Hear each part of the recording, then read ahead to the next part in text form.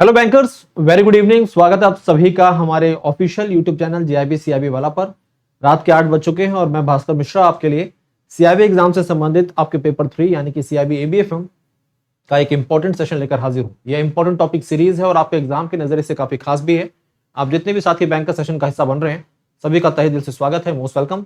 एक और खास बात, आपको अपने सभी साथियों को इस सेशन को शेयर करना है और आप में से बहुत सारे साथी बैंकर्स जो रेगुलर हमारे साथ जुड़े रहते हैं बट अभी तक उन्होंने चैनल ज्वाइन नहीं किया है, तो फटाफट हमारे चैनल को ज्वाइन करिए जैसे कि आप तक लगातार अपडेट्स पहुंचती रहे। तो आज की क्लास को शुरू करते हैं। आज हम अपने मॉड्यूल बी यानी कि advance concept of finance management की क्लास 3 को पढ़ने जा रहे हैं। क्लास 3 है आज, और आज हम पढ़ेंगे फाइनेंशियल लेवरेज से संबंधित न्यूमेरिकल, जहां पर आप जानेंगे डिग्री ऑफ फाइनेंशियल लेवरेज को कैलकुलेट करते हैं। बेसिक सा न्यूमेरिकल देखेंगे, उसके बाद 1 बाय 1 करके हम लेवल आगे बढ़ाएंगे। तो module be financial leverage lecture number 3 आज हम देखने वाले हैं। इस समय हम मॉड्यूल बी पर डिस्कशन कर रहे हैं, advance concept of financial management. पिछली क्लास में आपने लेवरेज होता क्या है इसके बारे में जाना, टाइप्स ऑफ लेवरेज क्या होते हैं उनके थ्योरेटिकल पोर्शन को पढ़ा। अगर हम बात करें ऑपरेटिंग लेवरेज की, ज्यादा है ऑपरेटिंग लेवरेज, ठीक है जी, फाइनेंशियल लेवरेज ज्यादा है तो उसका क्या इंपैक्ट हो सकता है कंपनी पर, कितना रिस्क हो सकता है और कौन सा रिस्क किसके साथ संबंधित है, इन सारी बातों पर हमने पिछले क्लास में चर्चा की थी। आज की क्लास में हम फाइनेंशियल लेवरेज के बारे में पढ़ने वाले। फाइनेंशियल लेवरेज के बारे में आज हम डिस्कस करेंगे। सबसे पहले पिछली क्लास में आपने फाइनेंशियल लेवरेज के बारे में क्या पढ़ा समझ लेते हैं। Definition, it measures, financial leverage क्या मेजर करता है? It measures the effect of debt. Debt का क्या इफेक्ट हो सकता है, क्या इंपैक्ट हो सकता है किस पर? अर्निंग पर शेयर, ठीक है, ईपीएस पर, अर्निंग पर शेयर। तो it measures the effect of debt on the company's earning per share. Company की अर्निंग पर शेयर जो है उस पर क्या इंपैक्ट हो सकता है, किसका? डेट का। लेवरेज क्या है? एक प्रकार का डेट है जो कंपनी अपने फाइनेंशियल ऑपरेशन के लिए यूज करती है, ठीक है। कैरेक्टरिस्टिक की बात करें, हाई फाइनेंशियल लेवरेज का मतलब क्या होता है? High financial risk. तो ज्यादा फाइनेंशियल लेवरेज है अगर, तो हाई फाइनेंशियल रिस्क भी हो सकता है। मार्केट अगर अनसर्टेन है, रिस्क है, क्राइसिस जैसी सिचुएशन है तो उसमें दिक्कत आ सकती है। It is use to enhance returns to share holders. तो फाइनेंशियल लेवरेज का इस्तेमाल किस लिए होता है? जो हमारे शेयर कंपनी के शेयर होल्डर्स हैं उनको रिटर्न ज्यादा दिलाने के लिए, ईपीएस को एनहांस करने के लिए, without involving companies own capital, यानी कि कंपनी के शेयर होल्डर्स का अपना पैसा बिना इन्वॉल्व किए हम मार्केट से बोरो करके अर्निंग पर शेयर को एनहांस करने की कोशिश करते हैं। When return on investment exceed the cost of debt, ठीक है। तो use to enhance returns to share holders when returns on investment exceed the cost of debt. अब फाइनेंशियल लेवरेज को कैलकुलेट करना है तो यहां पर सबसे पहले एक एग्जांपल ले लेते हैं। एक जनरल एग्जांपल, ये कंपनी है, एक कंपनी है, कंपनी एबीसी कंपनी है, ठीक है। आपको जब भी एग्जाम में न्यूमेरिकल दिया जाएगा तो किसी भी पर्टिकुलर कंपनी के कुछ फाइनेंशियल डेटा दिया जाएगा। कंपनी का आपको जो सेल है उसके बारे में जानकारी होगी, फिक्स कॉस्ट के बारे में बताया गया होगा, वेरिएबल कॉस्ट के बारे में जानकारी होगी, डेट के बारे में गिवन होगा, टैक्सेस कंपनी कितना पे कर रही है इसके बारे में आपको बताया गया होगा, ठीक है। ये सारे इंफॉर्मेशन आपको जो है वो न्यूमेरिकल में गिवन होगी। कॉस्टिंग के बारे में बता दें, आमतौर पर कंपनीज की जो कॉस्टिंग की बात की जाती है, दो प्रकार की कॉस्ट आती है। एक होता है आपका फिक्स कॉस्ट और एक होता है आपका क्या, जिसे बोलते हैं हम लोग वेरिएबल कॉस्ट। क्या बोलते हैं इसे? वेरिएबल कॉस्ट, ठीक है।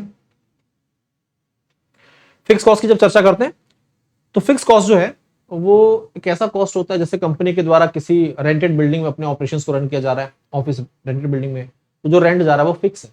जो मार्केट से डेट यूज किया है, डेट लिया गया है, उस पर जो इंटरेस्ट जा रहा है वो क्या है? वो फिक्स कॉस्ट है। वेरिएबल कॉस्ट कंपनी के ऑपरेशन से संबंधित जो खर्चे हैं, रेगुलर जो खर्चे हैं ऑपरेशन में, तो वेरिएबल कॉस्ट के दायरे में आते हैं, ठीक है, जो वेरी कर सकते हैं, वो फिक्स नहीं है। तो यहां पर एक एग्जाम्पल, ठीक है, एक एग्जाम्पल आपके सामने है, न्यूमेरिकल बेस्ड ऑन डीएफएल। हमें डिग्री ऑफ फाइनेंशियल लेवरेज को कैलकुलेट करना है। आज मैं कुछ भी आपको नहीं दे रहा हूं कि आप करिए, कैलकुलेट करिए, सब कुछ मैं ही बताऊंगा आपको, बस आपको प्रोसेस पर ध्यान देना है। आपको कंपनी की कुछ फाइनेंशियल डेटा गिवन है। कंपनी की जो सेल है वो 500 लाख है, 500 लाख। वेरिएबल कॉस्ट जो कंपनी का वो 300 लाख है। फिक्स्ड ऑपरेटिंग कॉस्ट जो है वो 100 लाख है। इंटरेस्ट एक्सपेंसेस जो है वो 25 lakh. Calculate the degree of financial leverage, DFL हमें पता करना है। ऐसे गिवन आपको न्यूमेरिकल में ऐसा डेटा गिवन होगा, ठीक है, इस प्रकार का डेटा आपको दिया गया होगा। अब इसके आधार पर ही आपको कैलकुलेशन करना है। ये तो न्यूमेरिकल है। अब आपको ध्यान देना है प्रोसेस पर। प्रोसेस क्या यूज करना है? देखिए, जब भी आपको किसी कंपनी के फाइनेंशियल डेटा के बारे में जानकारी दी जाए और आपसे बोला जाए कि आप degree of financial leverage calculate करिए, ऑपरेटिंग लेवरेज कैलकुलेट करिए या फिर कंबाइंड लेवरेज पता करिए, तो कुछ स्टेप्स फॉलो करने हैं। सबसे पहला काम क्या होगा? कंपनी का जो भी सेल्स गिवन है आपको और जो वेरिएबल कॉस्ट है, इन दोनों का जो डिफरेंस होता है ना, वो बताता है कंट्रीब्यूशन के बारे में। आपको कंट्रीब्यूशन नंबर 1 पर कैलकुलेट करना है। The first step is contribution, calculation of contribution.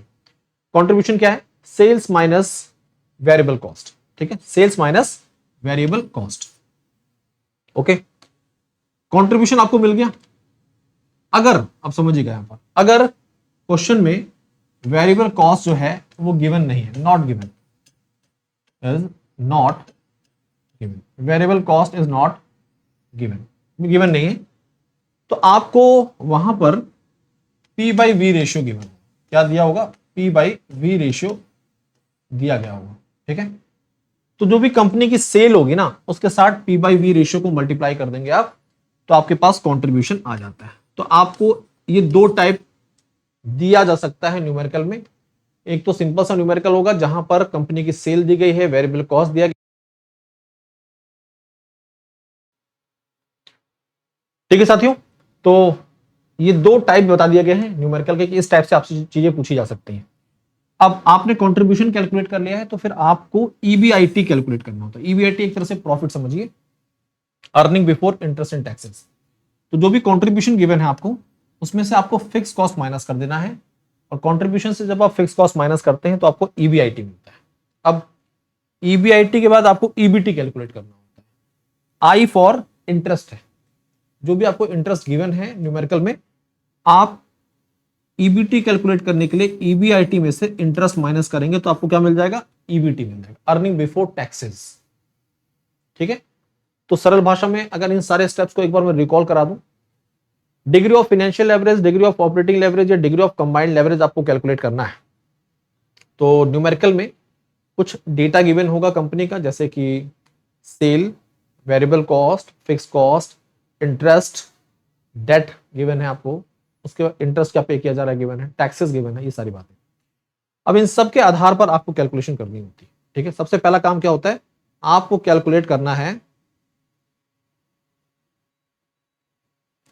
आपको कैलकुलेट करना होता है contribution, sales minus variable cost. दूसरा स्टेप आता है ईबीआईटी, जो भी कंट्रीब्यूशन आया है उसमें से आपको फिक्स कॉस्ट माइनस कर देना है, आपका ईबीआईटी आ जाएगा। ईबीआईटी में से इंटरेस्ट माइनस कर देंगे, ईबीटी आ जाएगा। अब समझिए, ये तो प्रोसेस हो गया। अब फॉर्मूले पर आते हैं। थोड़ा सा चीजें उल्टी की गई है यहां पर, इसलिए की गई है जैसे आप चीजों को और तरीकों से समझ पाए। ठीक है, formula for calculating DFL, degree of financial leverage को कैलकुलेट करने के जो फॉर्मूले आपके सामने, आपके एग्जाम में ये फॉर्मूला भी दिया जा सकता है, ये पूछा भी जा सकता है, और ये जो सरल वाला है ये भी दिया जा सकता है। डीएफएल होता क्या है? Percentage change in earning per share. DFL क्या है? डिग्री ऑफ फाइनेंशियल लेवरेज क्या है? Percentage change in earning per share divide by percentage change in EBIT. याद रखिएगा, इसको याद रखना है आपको। Percentage change in earning per share, क्योंकि हम क्या कर रहे हैं, फाइनेंशियल लेवरेज का मतलब क्या है कि जो भी लेवरेज यूज किया जा रहा है उसकी मदद से हम शेयर होल्डर्स की ईपीएस को एनहांस करना चाहते हैं। तो यहां पर percentage change in earning per share divide by percentage change in EBIT. ठीक है, तो परसेंटेज चेंज इस तरह से रिप्रेजेंट करते हैं हम, और आपका जो ये फॉर्मूला है ये इस तरह से कन्वर्ट हो जाएगा। ठीक है, ईपीएस डिवाइड बाई ईपीएस और ईबीआईटी डिवाइड बाई ईबीआईटी। और डीएफएल, ये फॉर्मूला आपके आम तौर पर न्यूमेरिकल्स में यूज होता है। डीएफएल यानी कि degree of financial leverage, EBIT divide by EBT. ठीक है, अब हम वापस चलते हैं न्यूमेरिकल पर। जो न्यूमेरिकल आप देख रहे थे यहां पर, ये रहा। सेल कितनी है? 500 लाख, वेरिएबल कॉस्ट 300 लाख है, फिक्स्ड ऑपरेटिंग 100 है, और इंटरेस्ट कितना है? 25। यानी कि 500, 300, 100 और 25। हमें क्या कैलकुलेट करना है? DFL. Degree of financial leverage क्या है formula? EBIT divide by EBT, earning before taxes. ये फॉर्मूला आपका है degree of financial leverage. Company की जो सेल है वो है 500, ऐसे समझिए 500 लाख, ठीक है। और कंपनी का जो वेरिएबल कॉस्ट है वो है 300 लाख। अगर हम सेल माइनस वेरिएबल कॉस्ट कर दें तो हमें क्या मिल जाता है, हमें मिल जाता है कंट्रीब्यूशन। क्या मिलता है, कंट्रीब्यूशन, और वो कितना है 200 लाख। और कंट्रीब्यूशन में से अगर हम फिक्स कॉस्ट माइनस कर दें, फिक्स कॉस्ट जो कि कितनी है 100 लाख, तो हमें क्या मिल जाता है EBIT, earning before interest and taxes, और ये कितना आ गया आपका 100 लाख, ठीक है, ईबीआईटी। अब ईबीआईटी में से जो भी ईबीआईटी आया है आपका, ये कितना आया है 100 लाख है। और जो इसमें से अगर हम इंटरेस्ट माइनस कर दें, जो इंटरेस्ट कंपनी पे कर रही है वो कितना है 25 लाख, कितना है 25 लाख। तो हमें क्या मिल जाएगा, ईबीआईटी में से आई हटा दीजिए तो क्या मिलता है ईबीटी, अर्निंग बिफोर टैक्सेस, तो वो क्या आ गया 75 लाख। क्या आ गया आपका 75 लाख। अब समझिएगा यहाँ पर ईबीआईटी कितना आपका 100 लाख है, ईबीटी कितना है आपका 75 लाख है। डिग्री ऑफ फाइनेंशियल लेवरेज कैसे कैलकुलेट करते हैं हम लोग, DFL EBIT divide by EBT, EBT यानी कि आपका 100 डिवाइड बाई 75, 4/3, ठीक है, कितना आ गया 4/3, 1.33 ये आएगा। याद रखिएगा जब भी डिग्री ऑफ फाइनेंशियल लेवरेज आपका एक से ज्यादा है, मोर देन 1 है, यानी कि फाइनेंशियल लेवरेज जो भी है डीएफएल यानी कि रेलेवेंट है, जो भी कंपनी के द्वारा मार्केट से बोरो किया जा रहा है अपने ऑपरेशंस के लिए, फाइनेंशियल रिक्वायरमेंट के लिए, वो रेलेवेंट है। डीएफएल अगर मोर देन 1 है तो डीएफएल रेलेवेंट है, लेवरेज रेलेवेंट है। ईबीआईटी और ईपीएस भी सेम डायरेक्शन में जा रहा है, कंपनी ब्रेक इवन से ऊपर ऑपरेट कर रही है और प्रॉफिट अर्न कर रही है। इस कॉन्सेप्ट को समझिएगा, एग्जाम में कई बार ये बात पूछी जाती है, ठीक है। तो इस तरह से आज के इस पर्टिकुलर सेशन को यहां पर एंड करते हैं। होप सो आपको फाइनेंशियल लेवरेज क्या है, डिग्री ऑफ फाइनेंशियल लेवरेज कैसे कैलकुलेट करते हैं, सारे प्रोसेस के बारे में आपको जानकारी दे दी गई है साथियों। तो अब ले चलते हैं आपको सीआईबी एग्जाम क्लियर करने के लिए वन स्टॉप सॉल्यूशन क्या है। वन स्टॉप सॉल्यूशन है आपका सीआईबी महापैक। इसलिए है क्योंकि जो आपके सीआईबी के 4 मेन पेपर हैं और एक इलेक्टिव पेपर, आपको 5 पेपर देने होते हैं। ये पांचों पेपर आपको इस महापैक के अंतर्गत मिल जाते हैं। अगली बात, इस पर्टिकुलर एग्जाम से संबंधित हमारे 15+ बैचेस का एक्सेस आपको मिल जाता है। आप फाउंडेशन बैच पढ़िए, उसके बाद फाउंडेशन एमसीक्यू करिए, फिर एमसीक्यू प्लस केस स्टडी पढ़िए, फिर केवल एमसीक्यू बैच पढ़िए, कैप्सूल बैच पढ़िए, क्रैश कोर्स पढ़िए। ये सारे बैचेस आपके एग्जाम के पॉइंट ऑफ व्यू से हैं, आपके फाउंडेशन को स्ट्रॉन्ग करते करते सीधा आपके एग्जाम की प्रैक्टिस तक के बैचेस। तो आपको कहीं और भटकने की जरूरत नहीं होगी। साथ साथ में मॉड्यूल वाइज डीपीपीज मिलेंगे, आपको एमसीक्यूज मिलेंगे, क्विजेस मिलेंगे, मॉक टेस्ट मिलेंगे और डाउट सॉल्विंग सेशन मिलेंगे। 3 वैलिडिटीज में उपलब्ध है। 6 मंथ का सब्सक्रिप्शन आपके लिए 3499 का है, 1 ईयर 4999 एंड 2 ईयर 699, ठीक है। CIB foundation batch 2.0 2499 foundation batch, जो कि आपके कॉन्सेप्ट को मजबूत बनाता है। आपके थ्योरेटिकल पोर्शन को कवर किया जाएगा, न्यूमेरिकल पोर्शन को कवर किया जाएगा, यानी कि एकदम बुनियादी बैच है। और इससे पहले हम फाउंडेशन बैच ला चुके हैं आपके लिए, उसके साथ भी जुड़ सकते हैं 2499 में आप।